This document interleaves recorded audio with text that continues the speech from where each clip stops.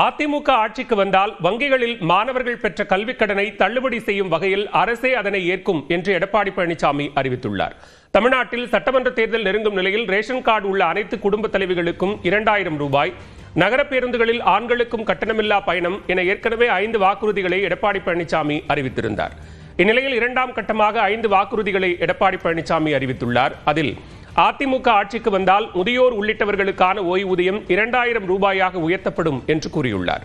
மேலும் வங்கியில் மாணவர்கள் பெற்ற கல்விக் கடனை அரசே ஏற்கும், ஆண்டுக்கு 3 சிலிண்டர்கள் விலையின்றி வழங்கப்படும் என்பன உள்ளிட்ட அறிவிப்புகளையும் எடப்பாடி பழனிசாமி வெளியிட்டுள்ளார். வங்கியில் பெற்ற கல்விக் கடன் தள்ளுபடி, மாணவர்கள், இளைஞர்கள், பெற்றோர்கள் நலன் காக்கும் பொருட்டு வங்கிகள் பெற்ற கல்விக் கடன் தள்ளுபடி செய்யும் வகையில் அத்தொகையை அரசே ஏற்கும். வாழ்வாதார உதவியாக கேஸ் சிலிண்டர் மானியம், வாழ்வாதார உதவியாக குடும்ப அட்டைதாரர்களுக்கு ஆண்டுக்கு 3 கேஸ் சிலிண்டர்கள் வழங்கப்படும். மேலும் ஜல்லிக்கட்டின் போது அசம்பாவிதம் ஏற்பட்டு உயிரிழக்க நேரிட்டால் அவர்களது குடும்பத்தினருக்கு 10 லட்சம் ரூபாய் வழங்கப்படும் என்றும் அதிமுக வாக்குறுதி அளித்துள்ளது. சிறுபான்மை வகுப்பைச் சேர்ந்த மகளிர் சுயதொழில் தொடங்குவதற்கு வட்டியில்லா கடன் தரப்படும் என்றும், மாற்றுத்திறனாளிகள் கூட்டுறவு வங்கிகளில் வாங்கிய கடன் தள்ளுபடி செய்யப்படும் என்றும் அதிமுக தரப்பில் வாக்குறுதி அளிக்கப்பட்டுள்ளது.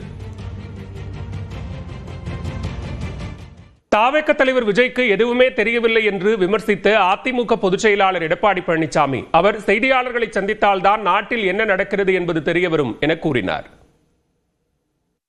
அவரு வெளியில் பொது வெளியில் பார்த்தா தாங்க தெரியும்.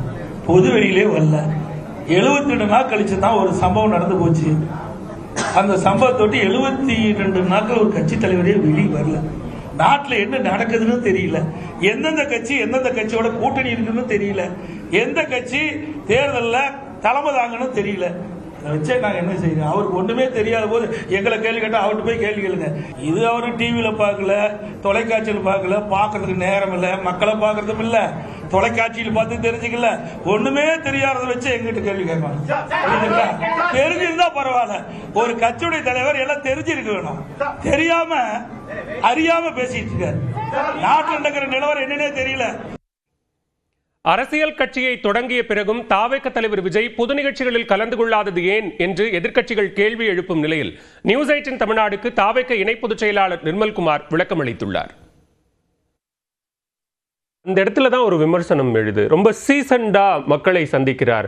இப்போ மக்கள் சந்திப்பு நிகழ்ச்சிகள் தொடங்கி நடைபெற்ற நிகழ்வுகள், அது கரூருக்கு முன்னாடி இல்லை கரூருக்கு பின்னாடின்னு கூட அது பிரிச்சுப்போம். ரொம்ப செலக்டிவாக தான் நிகழ்வுகள் நடக்குது. அதை தாண்டி அந்த மக்கள் சந்திப்பு நடந்தால் அதுக்கப்புறம் தாவேகவனுடைய செயல்பாடுகள் என்னன்னே தெரியாமல் போயிடுது. திடீர்னு வராங்க, கூட்டம் போடுறாங்க, பேசுகிறாங்க, போயிடுறாங்க. அப்படிங்கிற விமர்சனம் சரியானதாக தானே இருக்கு.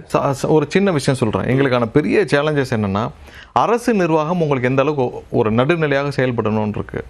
எங்களுக்கு மட்டும், மற்ற எல்லாருக்கும் இப்போ நீங்கள் யார் ரோட் ஷோ பண்ணுறாங்களா? அதிமுக கலந்து பண்ணுறாங்களா? பிஜேபிலேருந்து ரோட் ஷோ பண்ணுறாங்களா? பிரதமர் வர்றார், உள்துறை அமைச்சர் வர்றார், ரோட் ஷோ பண்ணுறாரா?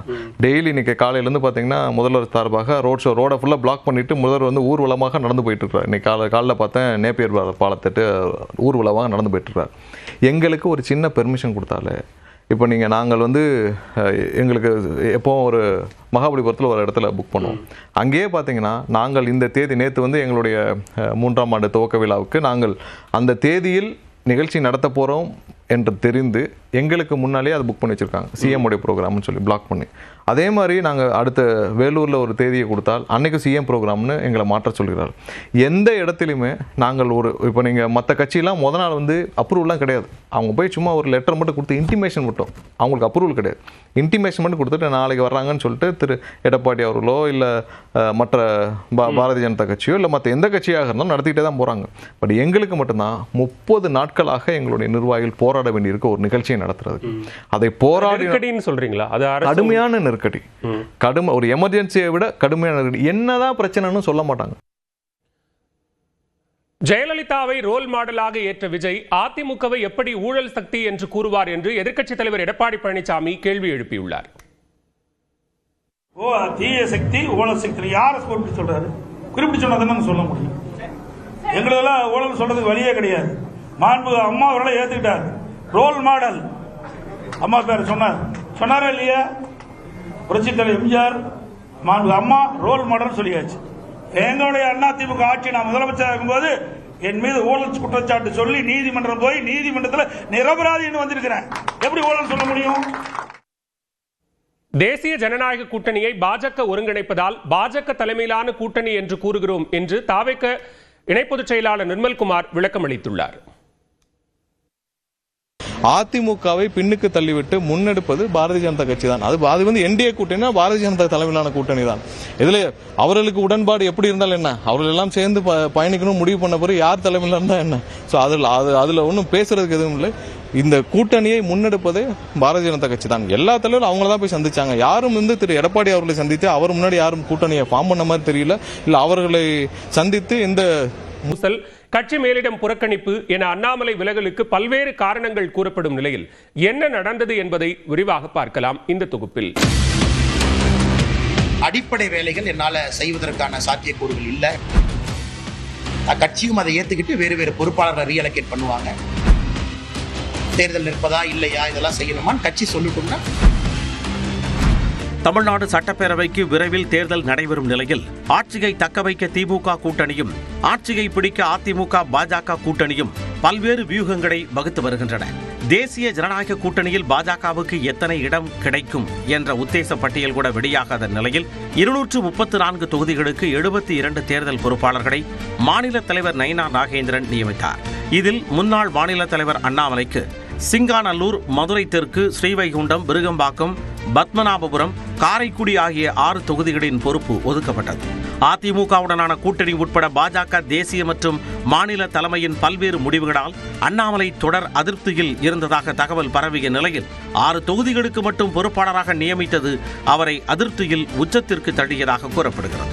ஏற்கனவே மாநில தலைவர் நயினா நாகேந்திரனுடன் தொடக்கம் முதலே மோதல் இருந்து வந்ததாக கூறப்படும் நிலையில் மாநில தலைவராக இருந்த தன்னை குறுகிய வட்டத்திற்குள் அடக்கியதால் தேர்தல் பொறுப்பாளர் பணியில் இருந்து அண்ணாமலை விலகியதாக கூறப்படுகிறது. தந்தையாருடைய உடல்நிலை அவரை பார்த்துக்கணும். அடிப்படை வேலைகள் என்னால செய்வதற்கான சாத்தியக்கூறுகள் இல்ல. என்னால் அதிகமா டிராவல் பண்ண முடியாதுங்கிற வேண்டுகோளை வச்சிருக்கிறேன். கட்சியும் அதை ஏத்துக்கிட்டு வேறு வேறு பொறுப்பாளர்களை ரீஅலோகேட் பண்ணுவாங்க. சம்பந்தப்பட்ட நேரத்தில் என்ன வேலை, தேர்தல் நிற்பதா இல்லையா இதெல்லாம் செய்யணுமான்னு கட்சி சொல்லட்டும்னா அதுக்கப்புறம் நான் பேசுறேன். அண்ணாமலை அதிருப்தியில் இருப்பதாக தகவல்கள் பரவிய நிலையில் அதற்கு மாநில தலைவர் நயினா நாகேந்திரன் விளக்கமளித்தார். விலகுவதாக தகவல், அதிருப்தியின் தகவல் ஏன் இப்படி போடுறாங்கன்னு எனக்கு புரியல. எனக்கு மதிப்புக்குரிய அண்ணாமலை அவர்களே அவங்களுடைய தந்தையார் உடல்நலக்குறைவு, ஆஸ்பத்திரியில் இருக்கிறாங்க, ரொம்ப மோசமான நிலைமை இருக்கிறாங்க. இன்னைக்கு கூட பேட்டி கொடுத்திருக்காங்க. அதே நேரம் அண்ணாமலையை பாஜக மறந்துவிட்டதாக அமைச்சர் சேகர் பாபு விமர்சித்தார். அவர் அந்த கட்சியில என்ன நிலப்பாட்டில் இருக்காருன்னு தெரியல. இன்னைக்கு கூட ஒரு 6 சட்டமன்ற தொகுதிக்கு அவரை பொறுப்பாளரை போட்டால் வேணான்றாரு. அந்த கட்சி வேணும்னு சொல்றாரா, அந்த கட்சி வேணான்னு சொல்றாரான்னு தெரியல. அவர் அந்த கட்சியே மறந்துச்சு. அப்புறம் மக்கள் மத்தியில் அவர் சொல்ற கருத்துக்கள் எங்கிருந்து ஈடுபடும்? எனினும் தேர்தல் நேரத்தில் அண்ணாமலையின் முடிவு மாறலாம் என மூத்த பத்திரிகையாளர் ராமகிருஷ்ணன் தெரிவித்தார். மிக கடுமையான ஒரு விரக்தியிலையோ இல்லாட்டோ இதுலயோ இருந்தார் என்றால் அவர் அந்த கட்சியில் அவர் தொடர வேண்டிய ஒரு அவசியமோ அவர் கட்டாயமோ இருப்பதாக நான் உணரவில்லை. நிலைப்பாடுல அவர் மாற்றிக்கொள்வார் என்றுதான், அதை மாற்றிக்கொள்வதற்கான வாய்ப்புகள் அதிகமாக இருப்பதாகத்தான் நான் உணர்கின்றேன். நயினா நாகேந்திரனுடனான இணக்கமற்ற சூழலே அண்ணாமலையின் இந்த முடிவுக்கு காரணம் என மூத்த பத்திரிகையாளர் சிவப்பிரியன் குறிப்பிட்டுள்ளார். அதிமுகவை குஷிப்படுத்துவதிலேயே நயினார் அவர்கள் முழுவீச்சாக செயல்படுகிறார். அண்ணாமலை அவர்கள் கட்டமைத்த கூட்டணியான அந்த என்டிஏவை அவர் கண்டுக்கல. ஓபிஎஸ் வெளியில போறதுக்கு காரணமா இருந்தாரு, டிடிவி தினகரன் அவர்கள் வெளியில போறதுக்கு காரணமா இருந்தாரு. இது போன்ற விஷயங்கள்லாம் அவர்களுக்குள்ள ஒரு இணக்கத்தை ஏற்படுத்தவே இல்லை. தனது அதிருப்தியை அண்ணாமலை வெளிப்படையாக காண்பித்துவிட்ட நிலையில் அவரை சரி கட்டுவதா அல்லது ஓரம் கட்டுவதா என விரைவில் டெல்லி தலைமை முடிவெடுக்கும் என அரசியல் விமர்சகர்கள் கூறுகின்றனர்.